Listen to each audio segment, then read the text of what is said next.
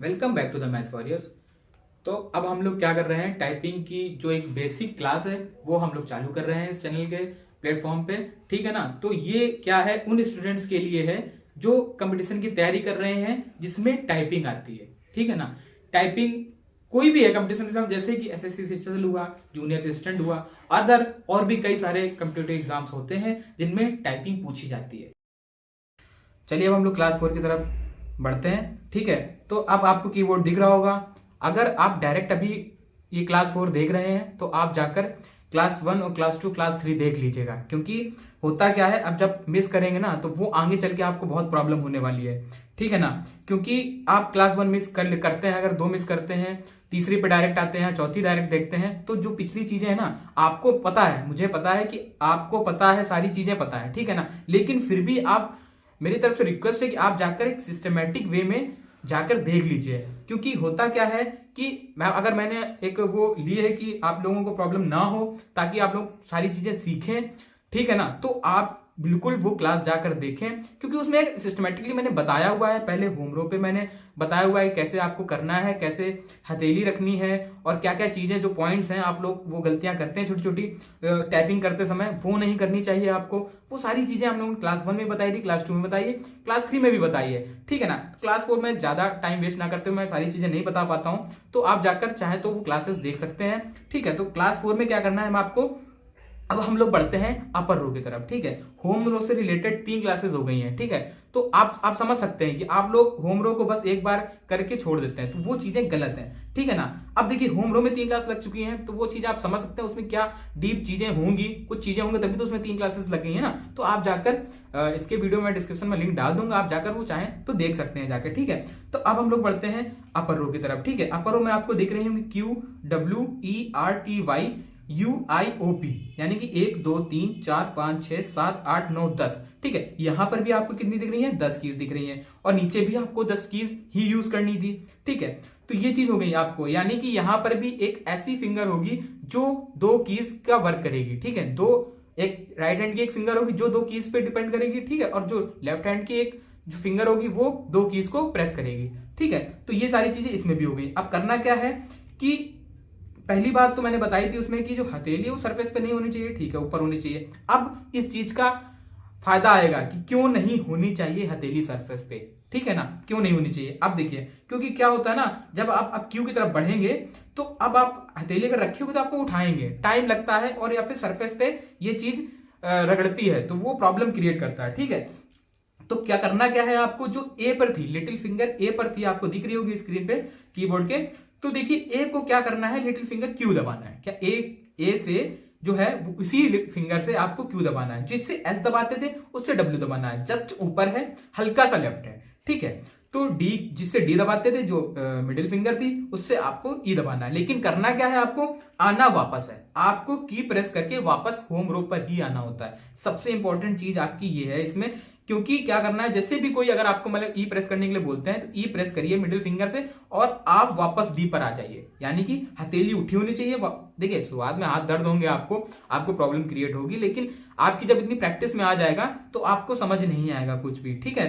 तो ये सारी चीजें हैं। तो क्यू दबाइएगा, WERT, ये हो गया टी और वाई। इससे क्या करना है, 4 फिंगर से आपको 2 की प्रेस करनी है। क्या करनी है, एक टी और एक वाई, वापस एफ पर आ जाए, यानी कि 4 फिंगर है वो वापस से टी, और अगर टी दबाना है, टी प्रेस करने के बाद वापस एफ पर आ जाए। ठीक है।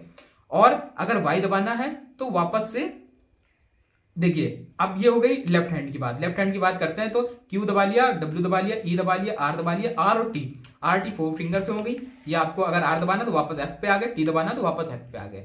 ठीक है। अब अगर हम राइट हैंड की बात करते हैं तो राइट हैंड में क्या करना है, जिससे सेमी कॉलन दबाना था उससे पी दबाना है। ठीक है। जिस फिंगर से आपको एल दबा रहे थे उससे आपको ओ दबाना है, जिस फिंगर से आपको के दबा रहे थे उससे आई दबाना है, और जिस फिंगर से आपको जे दबा रहे थे उससे यू दबाना है, और जिससे आप एच दबा रहे थे, जे और एच दबा रहे थे, उससे आपको यू और वाई दबाना है। ठीक है। तो ये आपकी हो गई राइट हैंड की बात। तो ठीक है ना।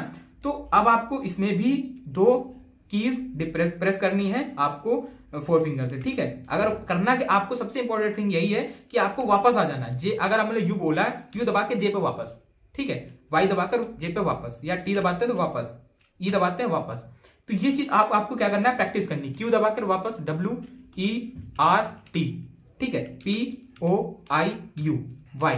ठीक है, अब एक चीज हो गई। अब देखिए ये चीज कोई नहीं बताता, एक अलग चीज बता रहा। अब देखिए नॉर्मली क्या होता है, अब QWE सीरियल तो आप चल ही रहे हैं, TY, ठीक है, POIUY, ठीक है। तो ये चीज तो आप सीरियल चलें, क्योंकि शुरुआत में आपको Y और U में बहुत ही प्रॉब्लम क्रिएट होती है। क्या क्या करते हैं आप लोग, U और Y में क्या हो जाता है, U दब जाता है या दोनों कीज प्रेस हो जाती है, तो वो प्रॉब्लम क्रिएट करता है। तो आपको बहुत ही आराम से इजी वे में करना है आपको, ठीक है। पहले और U और V पे ज्यादा फोकस करिए, इधर R और T पे, क्योंकि क्या होता है कि ये कीज पे उंगली है जो ज्यादा ऊपर नहीं जा पाती है, तो उस चीज पे आपको फोकस करना है कि आपकी ये उंगली कैसे चली जाए, ठीक है, नॉर्मली इजी वे में। तो पहले आपको बस नॉर्मली QWERT, ठीक है, POIUY, तो नॉर्मली आपको ये करना है, कम से कम आधे एक घंटे तो करना ही करना है, ठीक है। इसके बाद Q और राइट हैंड का थंब यूज करता है स्पेस के लिए, मैंने आपको पहले ही बताया था पिछले वीडियो में।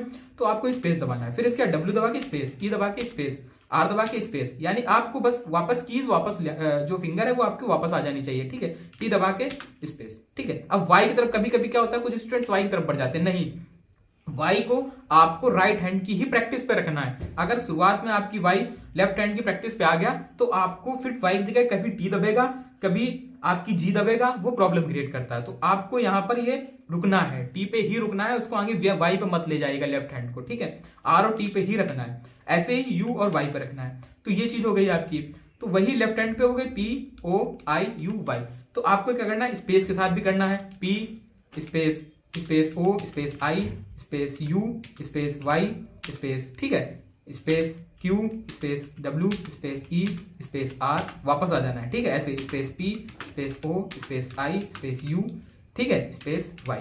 तो ये सारी चीजें आपको स्पेस के बाद वापस पे। अब करना क्या, आपको मन में सोचिए, आपको एक चीज प्रैक्टिस करनी है, ठीक है, ये बहुत ही इंपॉर्टेंट है। आपकी प्रैक्टिस पे कैसे तेजी आएगी वो ऐसे है, जैसे आप मन में सोचिए ई दबानी, ई दबा के आप वापस आ जाइए, स्पेस दबाइए, वाई दबाना है, एकदम से रैंडम से कोई चूज कर लीजिए, वाई दबाना है, ठीक है, वाई, ठीक है, रैंडम से, यानी कि सीरियल से चलने, सीरियल से आप प्रैक्टिस कर लीजिए 1-1.5 घंटे कम से कम, ठीक है। इसके बाद आप रैंडमली चूज करिए, आई चूज करिए, ठीक है, आई करने के बाद आप इसके बाद स्पेस दबा दीजिए, ठीक है, वापस होम की पे इसकी वो आ जानी चाहिए, फिंगर्स आ जानी है, ठीक है। फिर इसके क्यू ई एस भी इसकी आप प्रैक्टिस अब दोनों की भी करिए, एस भी लीजिए साथ में, ठीक है ना, एस हो गया।